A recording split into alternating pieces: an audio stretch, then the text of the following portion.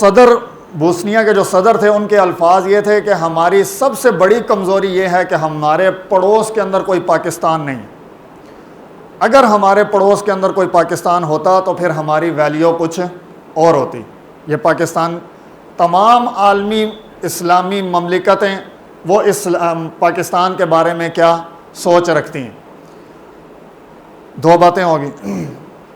तीसरी बात पाकिस्तान के हवाले से, एक बहुत बड़े अरबी कालम नगार थे, मेरा ख्याल है थे ही, क्योंकि काफ़ी पुरानी बात है, मेरा ख्याल है वफ़ात पा चुके होंगे, मिस्र के फ़हमी हुवैदी, बहुत अच्छा लिखने वाले और जो सहाफ़त की दुनिया में जो बड़े बड़े नाम हैं उनको इस नाम से बखूबी वाकफ़ियत होगी।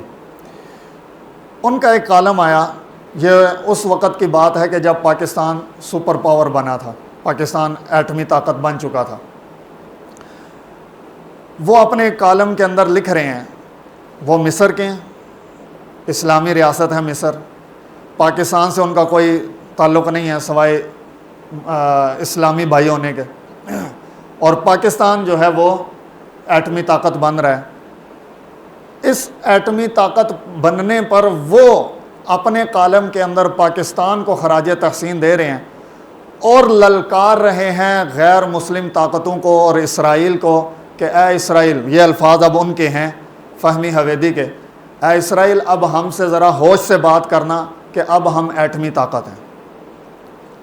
ये तमाम खुशियाँ अगयार जो हैं वो मना रहे हैं, वो पाकिस्तान के हवाले से इतने खुश हो रहे हैं कि पाकिस्तान एक एटमी ताकत बन चुका है। और ये सारे का जो भी सिलसिला चल रहा है ये मैं आपके सामने रख रहा हूँ कि मुसलमानों को और इस्लाम को किस कदर दबाने की और कब कब दबाने की कोशिश की जाती रही है। इससे भी पहले, बहुत साल पहले, कई सदियाँ पहले एक मार्का हुआ था, उसके हवाले से कुछ साल पहले एक पोस्ट चली थी सोशल मीडिया के ऊपर, बड़ी वायरल हुई थी, आप हजरात ने भी पढ़ी होगी। दो लाइनें थी कि तुम खैबर को भूल चुके हो, हम नहीं भूले।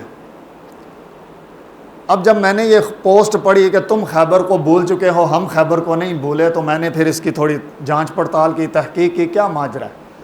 तो पता चला कि मुसलमानों में रसूलुल्लाह सल्लल्लाहु अलैहि वसल्लम ने ग़ज़वा खैबर में एक मार्का लड़ा था यहूदियों के ख़िलाफ़, और वो आज अभी इस दौर में आकर कह रहे हैं कि तुम खैबर भूल चुके हो मुसलमानों, हम वो खैबर की शिकस्त अभी तक नहीं भूले। अब वो खैबर, ये वही खैबर है जिसमें हज़रत अली रज़ी अल्लाह ताला अन्हु ने मरहब से कहा था कि मेरी माँ ने मेरा नाम अली रखा है। आज अली वाले पता नहीं किधर हैं। आज अली वालों ने कंगन पहन लिए। हकीकत है, बहरहाल क्या करें, बात जुमला सख्त है, लेकिन अली वालों ने आज उनका रुख बदल चुका हुआ है। वो भी थे कि यानी वो 313, और खैबर के अंदर एक, बल्कि खंदक के अंदर, ग़ज़वा खंदक, ये अब इस्लामी तमाम जो बातें हैं ये हमारी मोटिवेशन के लिए, इससे बढ़कर और क्या हो सकता है। रसूलुल्लाह सल्लल्लाहु ताला अलैहि वसल्लम की सीरत से अगर मुसलमान मोटिवेट नहीं हो रहा तो फिर कौन सी ऐसी किताब है जिससे, कौन सी ऐसी बातें हैं कि जिससे मुसलमान मोटिवेट होगा। तो ग़ज़वा खंदक के मौका पर रसूलुल्लाह सल्लल्लाहु ताला अलैहि वसल्लम ने मुसलमानों की पहली मरदमशुमारी फरमाई थी, और रसूलुल्लाह सल्लल्लाहु ताला अलैहि वसल्लम ने हुक्म दिया, वो हज़रत जाफ़र रज़ी अल्लाह ताला अन्हु आए, या रसूलुल्लाह सल्लल्लाहु अलैहि वसल्लम मैंने आपकी दावत की है, चंद एक बड़े बड़े जलीलुल क़दर सहाबाए कराम को ले आएँ घर पर और खाना वगैरह खा लें। रसूलुल्लाह सल्लल्लाहु अलैहि वसल्लम ने फरमाया, चलो भाई खंदक वालों, जाफ़र ने हमारी दावत की है। हज़रत जाफ़र कहते हैं मेरे पैरों तले से ज़मीन निकल गई, मैंने हाईलाइट भी किया, मैंने निशानदेही भी की कि चंद एक को ले आएँ, और रसूलुल्लाह सल्लल्लाहु अलैहि वसल्लम ने फरमाया कि चलो भाई सारे, सब की दावत है। अब हज़रत जाफ़र फरमाते हैं मैं भागा, रसूलुल्लाह सल्लल्लाहु ताला अलैहि वसल्लम ने पीछे से आवाज़ दी, ना रोटियों पर से कपड़ा उठाना, ना हंडिया पर से ढक्कन उठाना, बाकी ठीक है, बाकी हम संभाल लेंगे। रसूलुल्लाह सल्लल्लाहु अलैहि वसल्लम उस वक़्त फरमाया कि गिनती की जाए कि ईमान वाले कितने हैं। तो ग़ज़वा खंदक के मौके पर ज़्यादा से ज़्यादा 1500 की तादाद सामने आती है मुसलमानों की। अब अंदाज़े बयां जो है वो बहुत बड़ा एक अंदाज़ होता है समझाने का, गुफ्तगू का।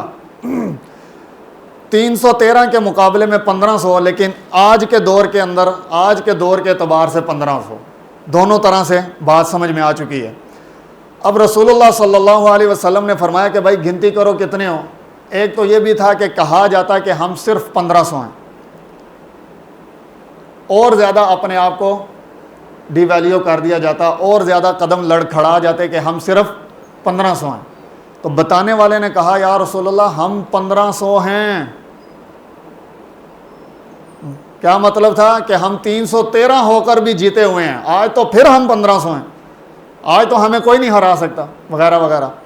तो ग़ज़वा खैबर की तरफ आते हैं। ग़ज़वा खैबर, मैं सिर्फ निशानदेही कर रहा हूँ चंद एक बातों की, बाकी अहले ज़ौक़ जो हैं वो ख़ुद मुताला कर सकते हैं। और ये बात जो अभी छेड़ने लगा हूँ ना, इससे हमारे बहुत सारे एतराज़ात दूर हो जाएंगे। ग़ज़वा खैबर का मौका है, रसूलुल्लाह सल्लल्लाहु ताला अलैहि वसल्लम यहूदियों के पास, और ये सारा सिलसिला जो है वो सूरतुल अनफ़ाल के अंदर भी मौजूद है, चंद आयात हैं इस हवाले से भी, और सूरतुल अहज़ाब के अंदर भी मौजूद है, ग़ज़वा खंदक का तज़किरा भी वहाँ पर मौजूद है, ये सारी बातें।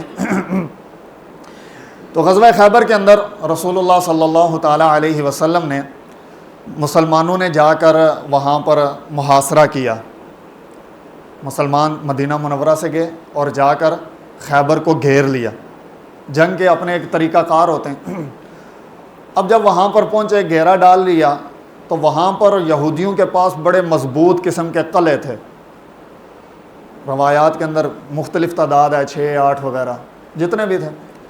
अब यहूदी, वो किला क्या होता है कि हमारे गुजरात के अंदर भी एक है, लेकिन वो बोसीदा हालत में है, लाहौर के अंदर है, और बहुत सारे किले हैं जिनको आसान उर्दू अल्फाज के अंदर हम अपनी ज़ुबान के अंदर किला कहते हैं। तो वो एक ख़ास किस्म की इमारत होती है, दुश्मन से बचने के लिए अपनी एक ख़ास इमारत बनाई जाती। तो वहाँ पर यहूदियों ने, उस वक़्त की प्लानिंग है यहूदियों की, उन्होंने बड़े बड़े किले बना रखे थे, और उसके अंदर मुसलमान इधर से गए, मुहासरा किया, और यहूदी उसके अंदर महफूज हो गए। अब कई दिनों तक, कई हफ्तों तक मुहासरा रहा, और वो यहूदी जो हैं वो, उनको कोई ख़तरा नहीं है, वो अंदर मज़े से हैं, वो खाने पीने का सामान खूब अंदर लेकर जा चुके हैं और आराम से रह रहे हैं। अब प्लानिंग अपनाई गई कि क्या किया जाए कि उनको थोड़ा सा फील तो हो कि हम आए हुए हैं,